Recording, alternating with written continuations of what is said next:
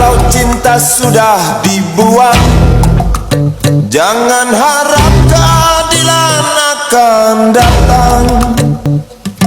Kesedihan hanya tontonan bagi mereka yang diperkuda jabatan. Oh ya, oh ya, oh ya, bongkar. Oh ya, oh ya, oh ya, bongkar.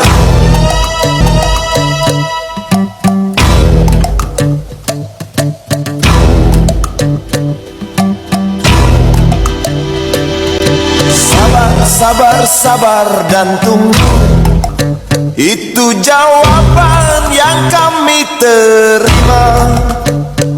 Ternyata kita harus ke jalan, robohkan setan yang berdiri mengangkang.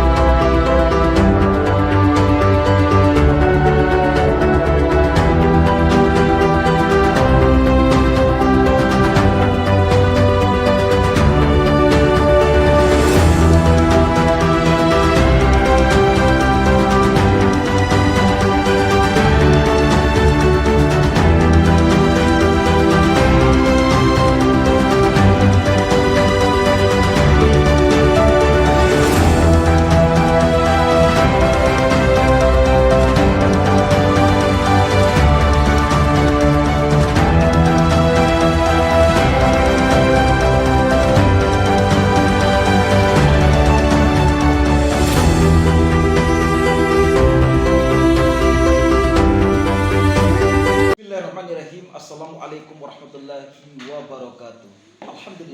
Alhamdulillahirabbil alamin, segala puji bagi Allah Tuhan semesta alam yang hari ini mempertemukan kita semua. Mudah-mudahan kita semua dalam keadaan sehat walafiat, amin ya rabbal alamin. Alhamdulillah, hari ini saya bersama PAI 1 akan membuat video berkaitan dengan civic education, dalam arti ini adalah garapan episode kedua, yaitu berkaitan dengan masalah kewargaan negara. Yang harus kita ketahui bahwa civic education adalah berawal muasal dari pendidikan kewargaan negara. Asal muasal civic itu adalah berasal daripada bahasa Latin, yaitu civis, yaitu warga. Begitupun dirubah menjadi bahasa Inggris menjadi civic, ya, artinya kewargaan negara. Dijadiin menjadi satu, yaitu civic education, sehingga menjadi pendidikan kewargaan negara. Di dalam pendidikan kewargaan negara, ya, tujuannya adalah untuk membentuk mahasiswa agar supaya mencintai tanah air dan mencintai bangsanya itu sendiri. Mungkin itu saja yang saya bisa sampaikan. Insya Allah untuk lebih jelasnya akan disampaikan oleh PAI 1. Selamat mendengarkan. Oke, Assalamualaikum warahmatullahi wabarakatuh. Sebelumnya perkenalkan, nama saya Rena Ramadhani.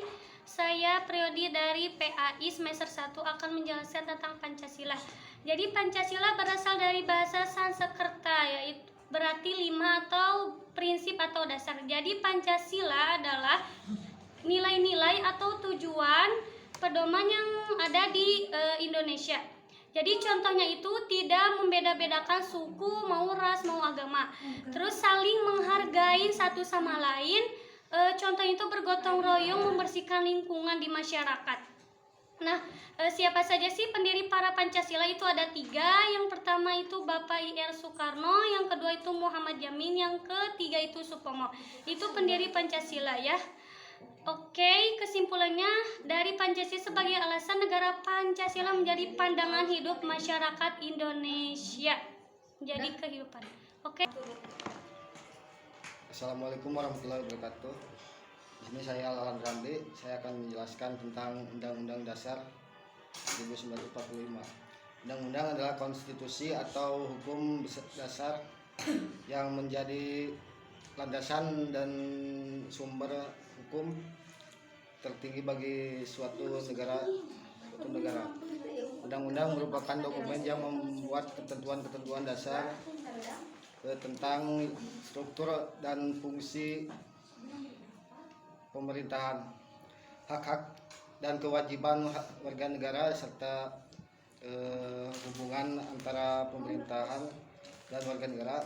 Undang-undang memiliki berbagai fungsi, antara lain 1. Sebagai landasan hukum. Undang-undang menjadi landasan hukum bagi semua peraturan perundang-undangan yang berlaku di suatu negara. Yang kedua, sebagai sumber hukum, undang-undang merupakan sumber hukum tertinggi bagi suatu negara. Yang ketiga, sebagai pedoman, undang-undang menjadi pedoman bagi pemerintahan dan warga negara dalam menjalankan kehidupan bernegara. Keempat, sebagai pengatur, undang-undang mengatur struktur dan fungsi pemerintahan serta sehubungan antara pemerintahan dan warga negara.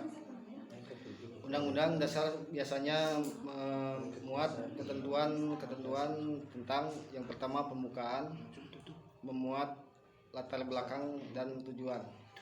Nah, di sini saya Reni Ramadhani akan melanjutkan materinya.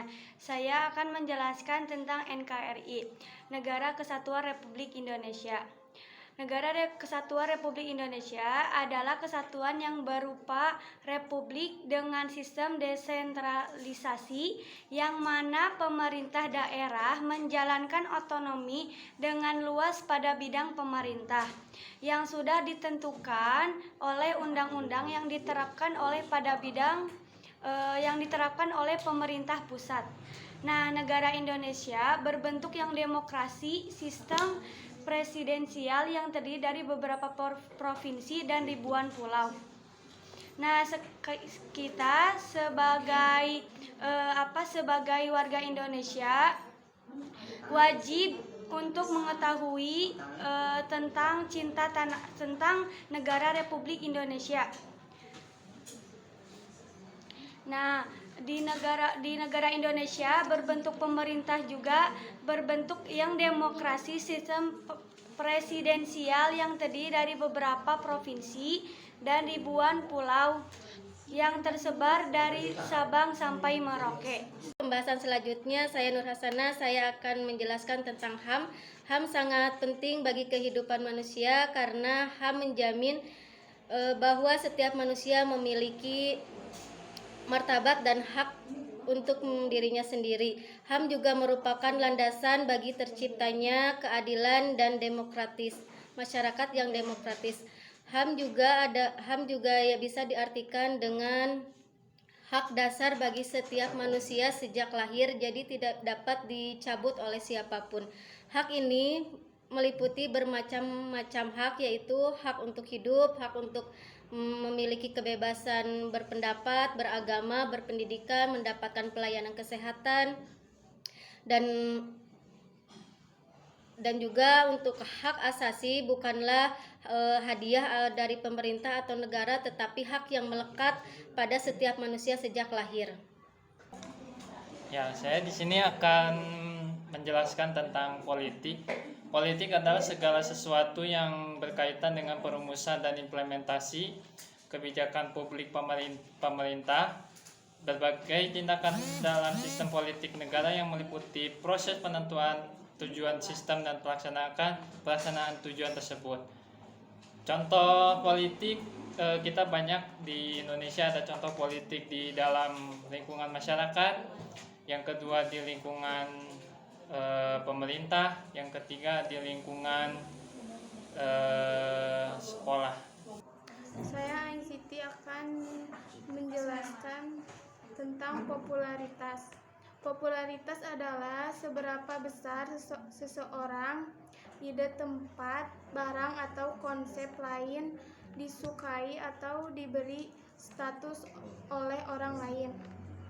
Kesukaan dapat disebabkan oleh rasa suka, timbal balik, ketertarikan, interpersonal, dan faktor-faktor serupa. Macam-macam popularitas. Yang pertama, pengaruh sosial. Yang kedua, validasi sosial. Yang ketiga, sebagai tujuan utama dalam hidup. Ciri-ciri hedonisme mengutamakan kesenangan dan kenikmatan pribadi, egois, mengabaikan tanggung jawab, dan mengutamakan kepentingan pribadi daripada kepentingan umum. Dampak negatif hedonisme itu kerusuhan sosial, ketidakadilan, dan kehilangan nilai-nilai. Terus alternatif untuk mengatasi hedonisme ini adalah Pancasila kita terapkan sebagai ideologi negara, prinsip-prinsip kewarganegaraan, dan pendidikan karakter. Hedonisme di dalam ilmu pendidikan kewarganegaraan itu bertentangan dengan nilai-nilai Pancasila. Itu biasanya yang kedua mengabaikan tanggung jawab dan kewarganegaraan, terus mengutamakan kepentingan pribadi daripada kepentingan umum. Individu atau kelompok buat mengendalikan seseorang supaya yang diinginkan kewenangan. Kekuasaan dibagi tiga, yaitu kekuasaan eksekutif dan kekuasaan legislatif, juga kekuasaan yudikatif. Eksekutif yang bisa kekuasaannya diperoleh oleh presiden, wakil presiden, dan menteri-menteri. Kalau legislatif kekuasaannya oleh MPR, DPR, dan kehakiman. Juga yudikatif dengan peradilan-peradilan. Assalamualaikum warahmatullahi wabarakatuh. Saya Ibu Susianti membahas tentang sosial. Sosial adalah ilmu yang mengacu pada hubungan kelompok kerjasama suatu masyarakat yang mencakup aspek-aspek kekerabatan, kelompok kesejahteraan, pendidikan, kesehatan, dan kesenjangan. Kesenjangan lingkungan hidup, keamanan, dan ketertiban. Dan peran pemerintah dalam sosial harus menyediakan pelayanan yang memadai. Pemerintah harus bertanggung jawab melindungi warga negara dari kekerasan, penipuan, eksploitasi, dan pemerintah berperan mengembangkan program-program khususnya pendidikan kesehatan. Contohnya pembagian PKH, PIP, jaminan kesehatan, dan manfaatnya meningkatkan kualitas pendidikan dan membantu mengurangi kemiskinan, juga meningkatkan kesehatan masyarakat. Assalamualaikum warahmatullahi wabarakatuh. Saya Sutieni, saya dari Prodi PAI akan membahas tentang ekonomi. Ekonomi adalah ilmu yang mempelajari tentang bagaimana masyarakat mengalokasikan sumber daya yang terbatas untuk memenuhi kebutuhan yang tidak terbatas. Dan tujuannya adalah untuk mencapai keseimbangan antara sumber daya, kebutuhan, dan serta untuk meningkatkan kesejahteraan sosial. Sedangkan peranan pemerintah di dalam ekonomi yaitu 1. Mengatur kegiatan ekonomi, 2. Menyediakan infrastruktur, 3. Mengatur monopoli, dan 4. Menyediakan layanan sosial. Bismillahirrahmanirrahim. Saya Rizal Firdaus akan menyampaikan makna persatuan dan kesatuan. Persatuan berarti bergabungnya berbagai elemen masyarakat menjadi satu kesatuan yang utuh dan harmonis. Sedangkan kesatuan adalah keadaan di mana berbagai perbedaan dalam masyarakat tetap terjalin dalam satu kesatuan yang kokoh. Pentingnya persatuan dan kesatuan mencegah perpecahan yang dapat melemahkan negara, memperkuat identitas nasional dan rasa cinta tanah air, menjaga stabilitas sosial dan politik dalam kehidupan bermasyarakat, mendorong pembangunan dan kemajuan bangsa dengan semangat gotong royong. Selanjutnya saya akan menjelaskan tentang westernisasi. Westernisasi adalah proses adopsi atau pengaruh budaya, nilai, teknologi, dan sistem barat, terutama Eropa dan Amerika ke dalam kehidupan non-barat. Proses ini dapat menyangkut beberapa aspek seperti cara berpakaian, bahasa, pola pikir, sistem pemerintahan, ekonomi, pendidikan, serta teknologi. Westernisasi sering terjadi akibat globalisasi, perdagangan internasional, dan interaksi antara negara-negara barat dan negara-negara non-barat. Dalam beberapa kasus, westernisasi dapat menyebabkan perubahan signifikan dalam tradisi dan kebiasaan lokal. Baik, yang terakhir yaitu pengertian tentang globalisasi. Globalisasi adalah proses integrasi dan interaksi terhadap yang berbeda negara di seluruh dunia. Tersebar luasnya pengaruh ilmu pengetahuan dan kebudayaan yang ada di setiap penjuru dunia ke penjuru dunia yang lainnya, atau di mana era terbukanya kehidupan manusia dan perubahan bangsa seluruh dunia yang saling ketergantungan. Adapun aspek beberapa positif dan negatif dari globalisasi yaitu aspek positif salah satunya yaitu perkembangan ilmu pengetahuan di bidang biologi dan teknologi semakin luas. Sedangkan aspek negatifnya yaitu masuknya pola hidup barat atau westernisasi, meningkatnya produk dari luar negeri, serta pekerja lokal yang bisa kehilangan pekerjaannya akibat masuknya tenaga dari luar. Globalisasi ada 4 yaitu globalisasi pramodern, globalisasi modern awal, globalisasi modern, dan globalisasi kontemporer. Sekian, terima kasih. Assalamualaikum warahmatullahi wabarakatuh. Satu kata untuk Bhinneka Tunggal Ika yaitu Semboyan negara kita. Kata Bhinneka Tunggal Ika yaitu toleransi. Satu kata dari Bhinneka Tunggal Ika tertular dari kitab Sutasoma karya Empu Tantular.